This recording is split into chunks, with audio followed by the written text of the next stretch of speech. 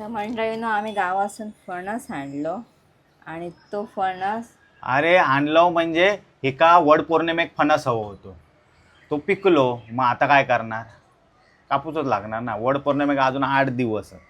तुम्ही वाटच बघी होता तो कधी काव गावता तो. अरे हे बघा तुमका किती ठार लबलबीत. नाही माका माहित आहे अरे का. तू का गाडीत आहे, अजूनच लबलबीत झालो. हे बघा काय लबलबीत झालो, हे काय राहणार हा?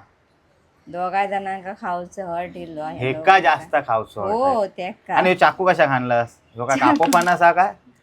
ह्यो हातान टाकीन पेचून मी. खराब झालो काय का. हा बघा आता पांढरो पांढरो हा.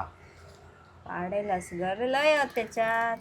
अरे लय हत पण ते बरकी आहेत घरे पण. बारके हत. कसे लागतात ते तुमका सांगतो. चव ठीक हा, ठीक हा. चांगले नाही.